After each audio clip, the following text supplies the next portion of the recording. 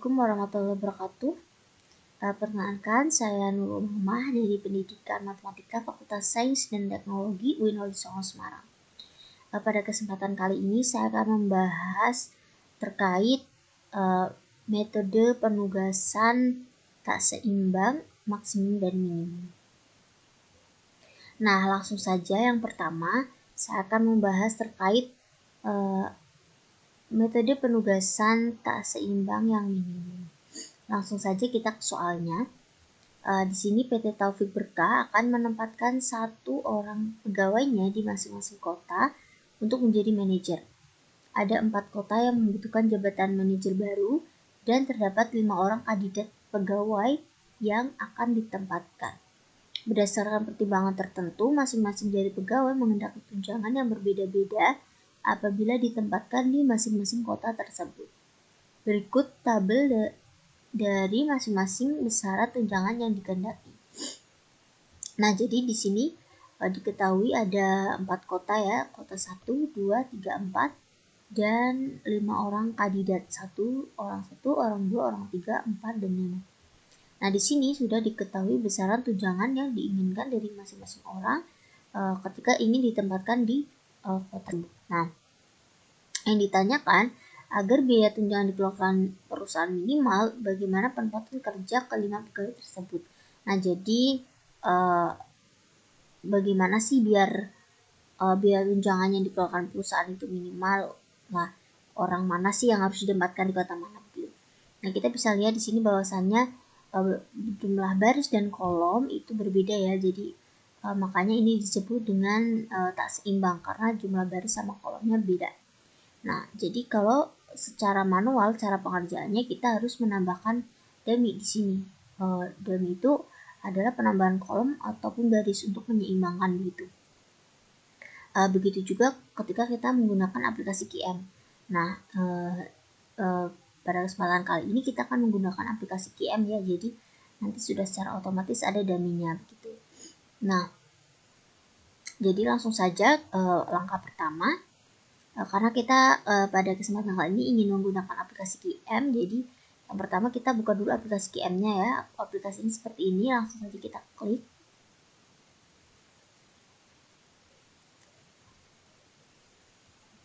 Nah, untuk pendownloadan aplikasinya kalian bisa download tutorialnya di YouTube begitu ya.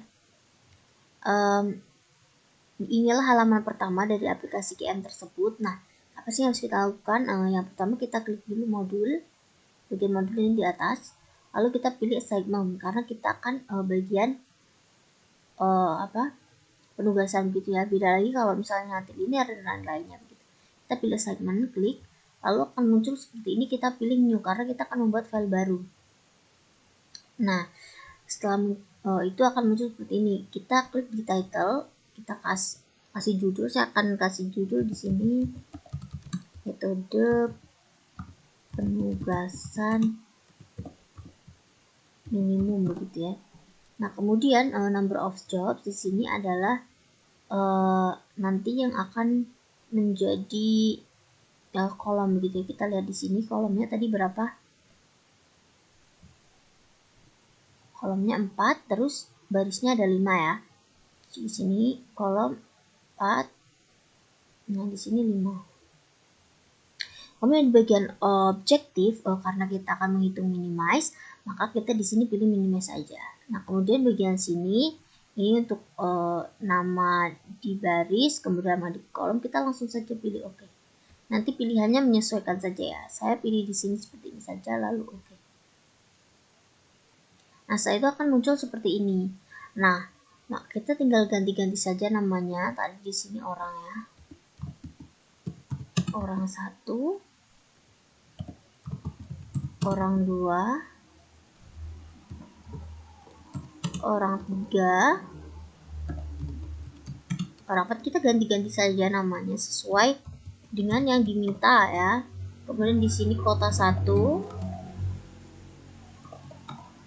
kota 2, kota 3 dan kota 4. Nah, setelah itu tinggal kita tulis dari tabelnya ini yang tadi kan, kita buka tadi. Nah ini orang, tunjangannya besarannya kita tuliskan di sini 110, kemudian 120,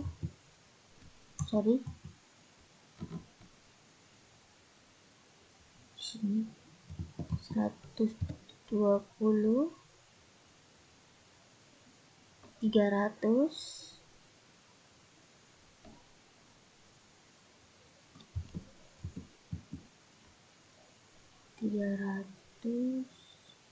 180. Nah ini datanya setelah kita input semua ya, jangan lupa dikoreksi. Setelah datanya semuanya sudah masuk, kita langsung saja di klik bagian ini solve, lalu kita klik.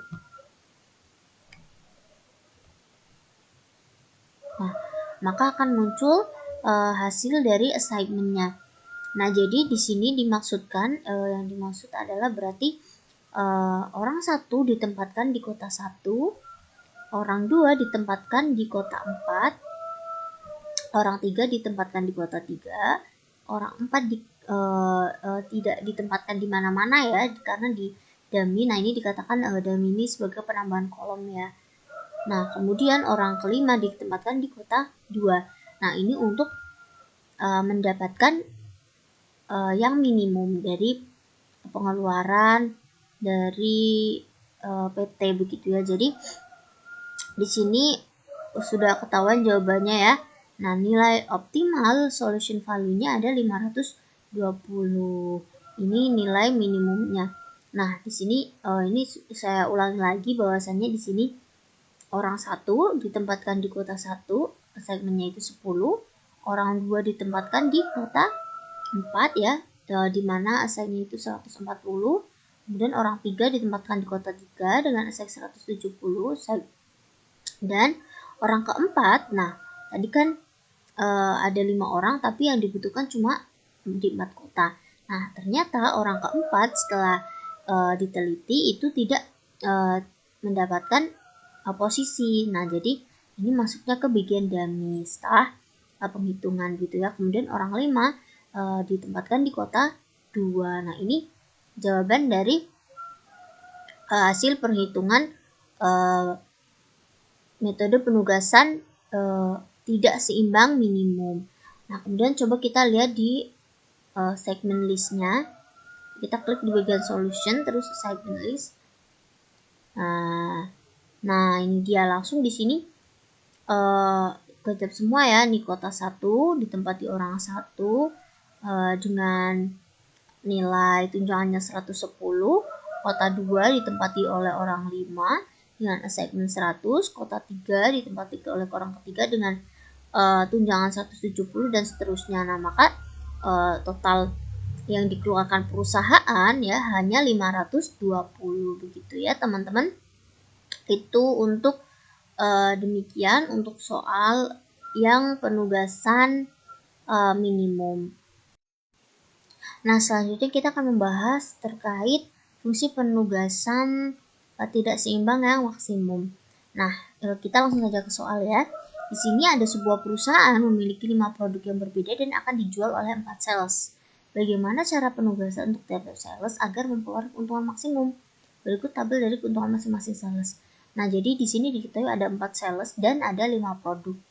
Nah, kemudian bagaimana sih caranya supaya perusahaan ini mempunyai keuntungan maksimum? Nah, jadi sales ini tuh salah satu harus menjual produk mana, terus salah satu menjual produk mana dan seterusnya, agar keuntungan dari perusahaan itu maksimum.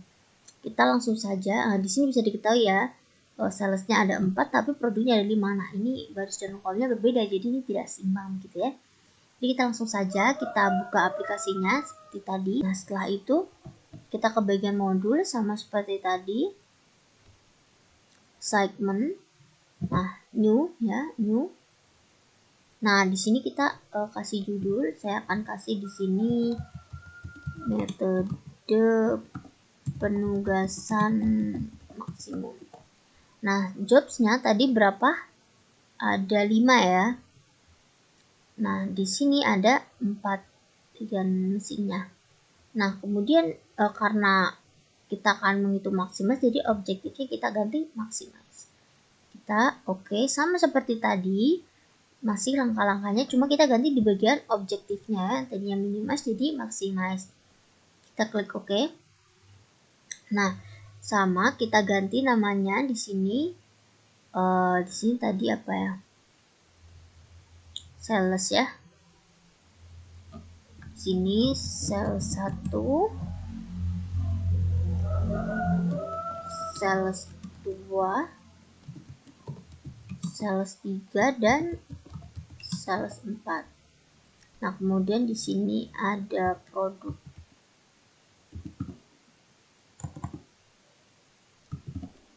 1, produk 2,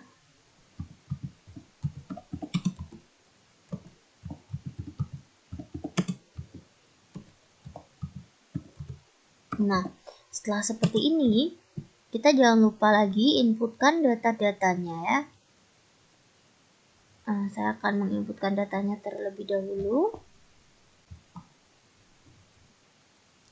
Nah, ini setelah datanya saya masukkan ya, teman-teman bisa teliti terlebih dahulu untuk memasukkan angka-angkanya ya. Kemudian sama setelah kita masukkan angka-angkanya di sini, kita langsung aja klik solve. Nah, nanti akan ketahuan. Nah, ini dia. Jadi di sini dijelaskan bahwasanya untuk mencapai keuntungan maksimum, maka salah satu harus menjual produk kedua dengan assignment 180. Sales 2 harus menjual produk 3. Nah, sales 3 harus menjual produk 1, sales 4 menjual produk 4, dan produk 5 ini nanti dummy ya. Jadi produk 5 tidak dijual salah 1, 2, 3 maupun 4 gitu. Kita coba lihat di segment listnya ya. Nah, di sini kan bisa terlihat produk 1 dijual sales 3 dengan profitnya itu 300. Produk 2 dijual sales 1 dengan profitnya 180. Seterusnya sampai produk 4 dijual oleh sales 4 dengan profitnya 270, maka nanti akan menghasilkan keuntungan maksimum yaitu 1050. Nah, ini dia keuntungan maksimum dari perusahaan jika menggunakan ketentuan seperti ini begitu. Nah, jadi itu ya, tadi kita sudah bahas terkait metode penugasan tidak seimbang minimum. Kita juga sudah membahas metode penugasan tidak seimbang yang maksimum menggunakan aplikasi QM. Mungkin cukup sekian dari saya. Kurang lebihnya mohon maaf. Semoga apa yang saya sampaikan bisa bermanfaat untuk teman-teman semuanya. Nah, sekian. Wassalamualaikum warahmatullahi wabarakatuh.